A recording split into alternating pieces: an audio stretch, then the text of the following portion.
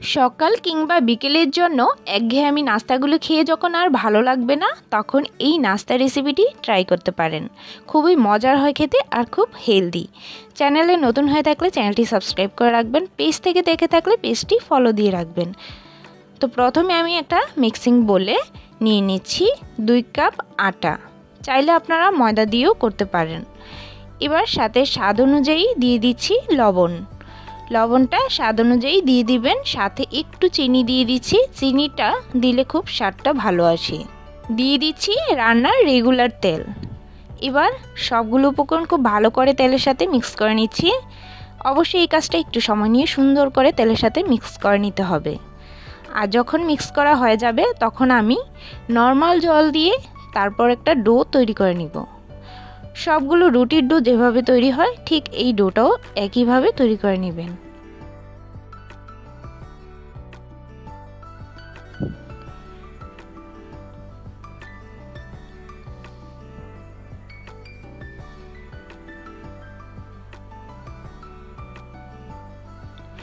এবার ডোটা আমার তৈরি করা হয়ে গেছে। এই ডোটা আমি বেশি শক্ত বা নরম কোনোটাই করিনি, মিডিয়াম একটা ডো তৈরি করে নিয়েছি। এবার এই ডোটা রেস্টে রেখে দিব 10 মিনিটের জন্য। হাতে সময় না থাকলে রেস্টে না রাখলেও চলবে। এবার আমি প্যানে সামান্য একটু তেল দিয়ে দিচ্ছি। তো এখানে আমি 2টো মিডিয়াম সাইজের পেঁয়াজ একদম কুচি করে নিয়েছি, সেটা দিয়ে দিচ্ছি। সাথে মিডিয়াম সাইজের একটা আলু দিয়ে দিলাম, একদম কুচি করে কাটা। আর সাথে গাজর কুচি দিয়ে দিলাম, সেটাও কিন্তু একদম চিকন করে কুচি করে কেটে নিয়েছি। আর এখানে স্বাদ অনুযায়ী একটু লবণ আর স্বাদ অনুযায়ী হলুদ দিয়ে দিলাম, সাথে কাঁচামরিচ কুচি। এইটুকুই উপকরণ দিয়ে এই সবগুলো উপকরণ একসাথে ভালো করে মিক্স করে ভেজে নিব। এর সাথে বাড়তি কোনো মশলা দেওয়ারই কোনো প্রয়োজন নেই, এভাবেই আমি ভেজে নিব। আর সাথে একটা টমেটোকে একটু টুকরো করে কেটে নিয়েছি, সেটা দিয়ে দিচ্ছি। এবার টমেটোটা এর সাথে মিক্স করে ভালো করে যখন একটু নরম হয়ে আসবে তখন কিন্তু আলু আর গাজরটাও কিন্তু সাথে নরম হয়ে যাবে, সেক্ষেত্রে ভাজাটা হয়ে যাবে। তো দেখুন নরম হয়ে গেছে, আমি এবার নামিয়ে নিচ্ছি। তবে তার আগে এখানে ধনেপাতা কুচি দিয়ে দিচ্ছি, এটা দিলে ফ্লেভারটা খুব ভালো আসে। তাই এটা দিয়ে আবারও নেড়ে তারপর নামিয়ে নিচ্ছি। এবার একটা মিক্সিং বোলে আমি পুরো এই পুরটা ঢেলে নিচ্ছি। ঢেলে নেওয়া হয়ে গেলে সাথে আমি দিয়ে দিচ্ছি 2টো ডিম। ডিমটা এক্ষেত্রে আপনি চাইলে বাড়িয়েও দিতে পারবেন বা কমিয়েও দিতে পারবেন। এখানে নর্মাল তাপমাত্রার ডিমটাই দিয়ে দিচ্ছি।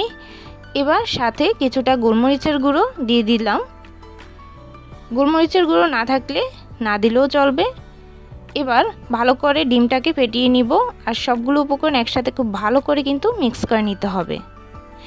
এর সাথে আমি কিছুটা কর্নফ্লাওয়ার দিয়ে দিচ্ছি, চাইলে আপনারা ময়দাও দিতে পারেন, সেক্ষেত্রে কোনো সমস্যা হবে না। এবার এই সবগুলো উপকরণ খুব ভালো করে আবারও মিক্স করে নিচ্ছি। ভালো করে মিক্স করা হয়ে গেলে এক্ষেত্রে আমি যে ডোটা রেস্টে রেখেছিলাম সেই ডোটাও কিন্তু একদম পারফেক্ট সেট হয়ে গেছে।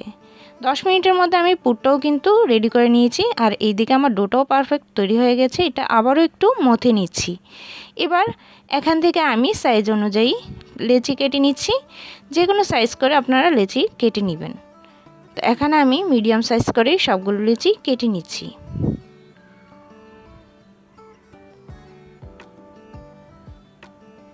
এখানে 2 কাপ আটা দিয়ে দেখুন 60টার মতো লেচি কাটা হয়েছে। অনেকগুলো লেচি কেটে নিয়েছি। এবার একটা লেচি নিয়ে আমি দুপাশ কিন্তু আটার গুঁড়ি ছিটিয়ে দিয়েছি। এবার এটা দিয়ে গোল করে বেলে নিব।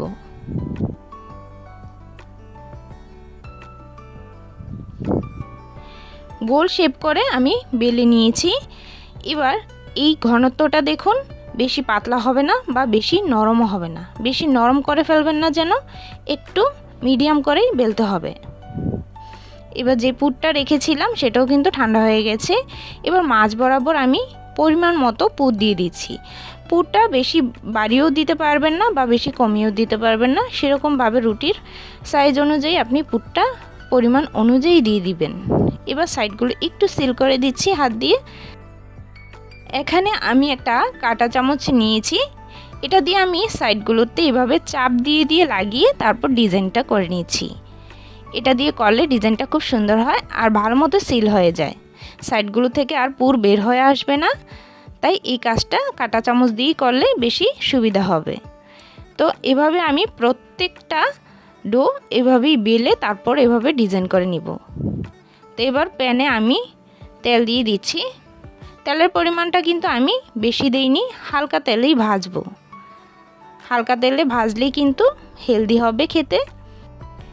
এক্ষেত্রে ভাজার সময় কিন্তু চুলার আঁচ বাড়িয়ে দিয়ে ভাজবেন না, চুলার আঁচ মিডিয়াম থেকে একটু লোয়ে রেখে তারপর ভাজবেন।